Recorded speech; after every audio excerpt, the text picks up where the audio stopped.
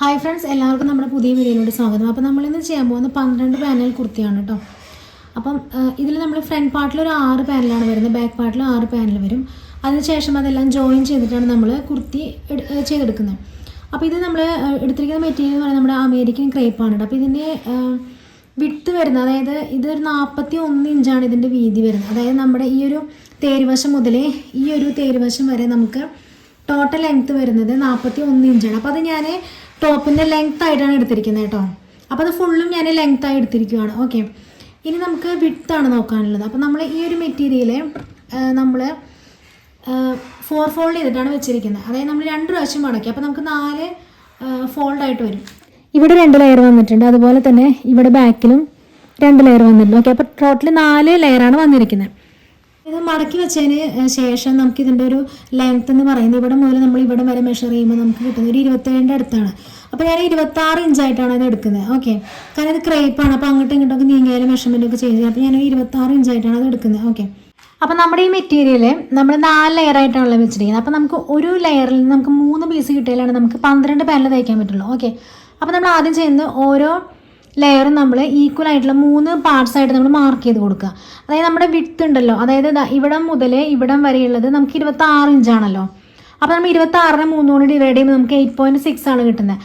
അപ്പോൾ അത് നമ്മൾ മാർക്ക് ചെയ്ത് കൊടുക്കണം 2 സൈഡിലും, അതായത് മുകളിലും താഴെയായിട്ട് നമ്മൾ അത് മാർക്ക് ചെയ്ത് കൊടുക്കുക ആദ്യം. ഓക്കെ, അപ്പോൾ നമ്മളിതാ ഇതുപോലെ 8.6 നമ്മൾ 2 സൈഡിൽ ഇതുപോലെ മാർക്ക് ചെയ്ത് കൊടുക്കണം.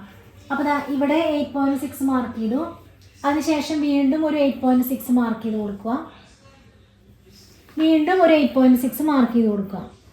ഓക്കെ, ഇത് നമ്മൾ കട്ട് ചെയ്തിട്ട് ഈ ഭാഗം നമ്മൾ കളയും കേട്ടോ, കാരണം ഇവിടെ നമുക്ക് ഈക്വൽ അല്ല. അപ്പോൾ അതുകൊണ്ട് നമ്മളിത് കട്ട് ചെയ്ത് പോകും, അപ്പോൾ ഈക്വലായിട്ട് വരും. ഓക്കെ, ഇതുപോലെ തന്നെ നമ്മൾ അപ്പുറത്തെ സൈഡിൽ മാർക്ക് ചെയ്ത് കൊടുക്കുക. ഇപ്പം നമ്മൾ ഇതുപോലെ മാർക്ക് ചെയ്തിരിക്കുന്നത് നമ്മുടെ എല്ലാ പാനലിൻ്റെയും താഴത്തെ വീതിയാണ്. ഓക്കെ, ഇനി നമുക്ക് വേണ്ടത് മുകളിൽ എത്ര വീതി വരുന്നുള്ളതാണ്. അത് നമ്മളത് കാൽക്കുലേറ്റ് ചെയ്യുന്നത് എങ്ങനെയാണെന്ന് വെച്ചാൽ നമ്മുടെ ടോട്ടൽ നമ്മുടെ ബസ് പോയിൻറ്റിൻ്റെ അവിടെ എത്രയാണ് വരുന്നത് നോക്കുക, നമ്മുടെ ചെസ്റ്റ് മെഷർമെൻറ്റ്. അപ്പോൾ അത് 40 ആണ് വരുന്നത്. അപ്പോൾ അതിൻ്റെ കൂടെ നമ്മളൊരു 3 ഇഞ്ച് ആഡ് ചെയ്യുക ലൂസിന് വേണ്ടിയിട്ട്. അതിന് നമ്മൾ 12 പാനലായിട്ടാണല്ലോ നമ്മൾ ഡിവൈഡ് ചെയ്ത്, അത് ജോയിൻ ചെയ്തിട്ടല്ലേ നമ്മൾ ഉണ്ടാക്കുന്നത്. അപ്പോൾ നമ്മൾ 12 കൊണ്ട് ഡിവൈഡ് ചെയ്യുക. അപ്പോൾ 40 + 3 / 12 ആണ് വരുന്നത്. അപ്പോൾ നമുക്ക് 43/12 വരുമ്പോൾ നമുക്ക് 3.58 ആണ് വരുന്നത്. ഓക്കെ, അതിൻ്റെ കൂടെ നമ്മളെല്ലാ പാനൽസും നമുക്ക് ജോയിൻ ചെയ്യണം. അപ്പോൾ നമുക്കൊരു 1/2 ഇഞ്ച് നമുക്ക് സീം അലവൻസ് വേണം. ഓക്കെ, അപ്പോൾ അതിന് വേണ്ടി ഒരു 0.5 കൂടി നമ്മൾ ആഡ് ചെയ്യണം. അപ്പോൾ അത് നോക്കിയിട്ട് നമ്മളൊരു 4.2 ഇഞ്ചാണ് നമ്മൾ മുകളിലെ പാനലിൻ്റെ, അതായത് പാനൽസിൻ്റെ ഒക്കെ മുകളിലെ വീതി എടുക്കുന്നത്. ഓക്കെ, അപ്പോൾ നമ്മൾ ഇവിടെ 4.2 മാർക്ക് ചെയ്തു. ഇനി നമുക്ക് മാർക്ക് ചെയ്യാനുള്ളത് നമ്മൾ ഈ ഒരു പാനലിൻ്റെ ഇവിടെ മുതൽ, ഇതാണ് നമ്മുടെ മുകളിലെ ഭാഗം. ഇവിടെ നമ്മൾ താഴോട്ടാണ് വിരിവ് വരുന്നത്. പക്ഷെ നമ്മൾ കുറച്ച് ഭാഗം നമ്മൾ സ്ട്രെയിറ്റ് ആയിട്ട് പോകണം, നമ്മുടെ വേസ്റ്റ് വരെ. അപ്പോൾ നമ്മളത് ഒരു 15, 16, 17 ഇഞ്ച് വരെയാണ് നമ്മൾ സാധാരണ ആ ഒരു റേഞ്ചിലാണ് നമ്മൾ വേസ്റ്റ് മാർക്ക് ചെയ്യുന്നത്. അപ്പോൾ ഞാനിവിടെ ഒരു 16 ഇഞ്ചാണ് മാർക്ക് ചെയ്യുന്നത് കേട്ടോ. അപ്പോൾ അവിടെ വരെ നമുക്ക് സ്ട്രെയിറ്റ് ആയിട്ടാണ് പോകാനുള്ളത്. അപ്പോൾ ഞാൻ അവിടെ നിന്ന് മാർക്ക് ചെയ്ത് കൊടുക്കുകയാണ്. അപ്പോൾ ആ 16 ഇഞ്ച് നമ്മൾ ഈ ഒരു അറ്റത്ത് നിന്ന് ഇതുപോലെ എടുക്കുക. അപ്പോൾ നമുക്ക് ഇവിടെ വരുന്നത്, ഇതാണ് 16 ഇഞ്ച് വരുന്നത് കേട്ടോ. അപ്പോൾ നമ്മൾ ഇവിടെ മുതൽ അവിടെ വരെ 16 ഇഞ്ച് മാർക്ക് ചെയ്തു. ഇനി നമുക്കിവിടെ ഒരു സ്ട്രെയിറ്റ് ലൈൻ വരച്ചു കൊടുക്കാനുണ്ട്. ഈ ഒരു പോയിന്റും അതുപോലെ തന്നെ ഇപ്പുറത്ത് നമ്മൾ മാർക്ക് ചെയ്തിട്ടുണ്ടല്ലോ, നമുക്ക് 8.6 നമ്മൾ മാർക്ക് ചെയ്തത്, ആ ഒരു പോയിന്റ് നമ്മൾ മാർക്ക് ചെയ്ത് കൊടുക്കുകയാണ് ചെയ്യുന്നത്. അതായത് ഇവിടെ മുതൽ ഇവിടെ വരെ നമ്മൾ മാർക്ക് ചെയ്ത് കൊടുക്കുകയാണ് ചെയ്യുന്നത്.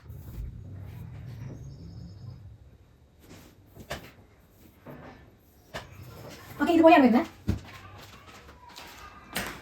ഇനി നമ്മളത് കട്ട് ചെയ്ത് കൊടുക്കുകയാണ് ചെയ്യുന്നത് കേട്ടോ.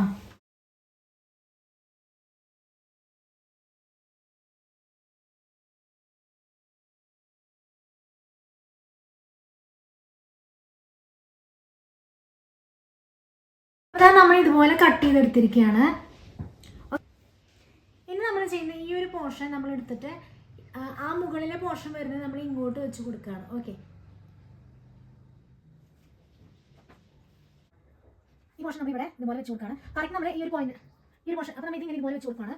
നമുക്ക് ഇതിൻ്റെ ഈ ഒരു സൈഡ് വരണം. ഇങ്ങനെ നമ്മൾ വെക്കുമ്പോൾ ഈ ഒരു എഡ്ജ് ഇവിടെയാണ് വരുന്നത്, ഈ ഒരു പോയിന്റിലാണ് വരുന്നത്. അതുപോലെ തന്നെ ഈ ഒരു അറ്റം ഇവിടെ ഈ പോയിന്റിന് അവിടെയാണ് വരുന്നത്. ഓക്കെ, ഇനി നമുക്ക് ഇത് കറക്റ്റായിട്ടൊന്ന് കട്ട് ചെയ്ത് കൊടുക്കാം. കുറച്ച് എക്സ്ട്രാ പോർഷൻ വരുന്നത് നമ്മൾ കട്ട് ചെയ്ത് കളയാണ്.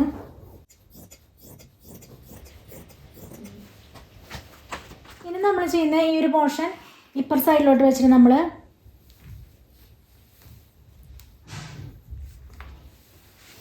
ഇതുപോലെ നമ്മൾ വെച്ച് കൊടുക്കുകയാണ്.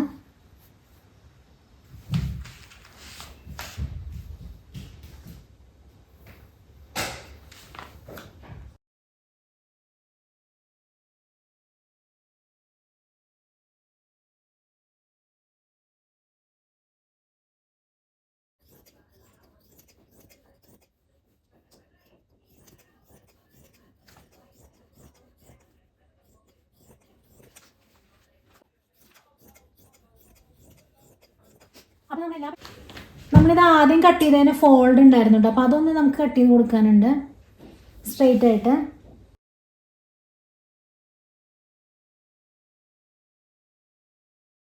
അപ്പോൾ നമ്മളെല്ലാം കട്ട് ചെയ്ത് കഴിഞ്ഞു കേട്ടോ. ഇനി നമുക്ക് ഓരോ പാനൽസ് ആയിട്ട് നോക്കാം കേട്ടോ. ഇതുപോലെയാണ് നമ്മൾ ഓരോ പാനലും നമ്മൾ സെറ്റ് ചെയ്യുന്നത്. ഇത് എങ്ങനെയാണെന്ന് വെച്ചാൽ ഞാൻ എക്സ്പ്ലെയിൻ ചെയ്ത് തരാം.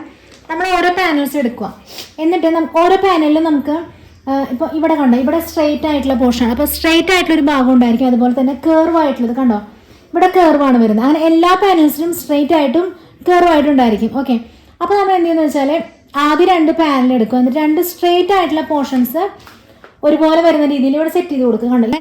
അതിനുശേഷം നമ്മൾ അടുത്ത് ഒരെണ്ണം എടുക്കുക. അപ്പോൾ ഇതിൻ്റെ സ്ട്രെയിറ്റ് ആയിട്ടുള്ള ഭാഗമാണ് ഇത്, ഈ ഒരു പാനലിൻ്റെ കർവ് ആയിട്ടുള്ള ഭാഗമാണ് ഇത്. അപ്പോൾ നമ്മൾ സ്ട്രെയിറ്റ് ആയിട്ടുള്ളത് കർവ് ആയിട്ടുള്ള പോർഷനായിട്ട് ജോയിൻ ചെയ്തെടുക്കുക. ഓക്കെ, അതിനുശേഷം നമ്മൾ അടുത്ത ഒരെണ്ണം എടുത്തു. അപ്പോൾ നമ്മൾ ഇതാണ് നമ്മുടെ അടുത്തൊരു പാനൽ. അപ്പോൾ ഈ ഒരു പാനലിൻ്റെ സ്ട്രെയിറ്റ് ആയിട്ടുള്ള ഭാഗമാണ് ഇത് വരുന്നത്. ഓക്കെ, അതുപോലെ തന്നെ കർവ് ആയിട്ടുള്ള പോർഷനാണ് ഇവിടെ വരുന്നത്. ഇത് കർവ് ആയിട്ടുള്ളതാണ്, ഇവിടെയാണ് സ്ട്രെയിറ്റ് ആയിട്ട് വരുന്നത്. ഓക്കെ, അപ്പോൾ സ്ട്രെയിറ്റ് ആയിട്ടുള്ളത് ഈ ഒരു പാനലിൻ്റെ കർവ് ആയിട്ടുള്ളതുമായിട്ടാണ് ജോയിൻ ചെയ്യേണ്ടത്. ഓക്കെ, നമ്മൾ സൈഡിൽ വരുന്നത് എപ്പോഴും കർവ് ആയിട്ടുള്ളതായിരിക്കും.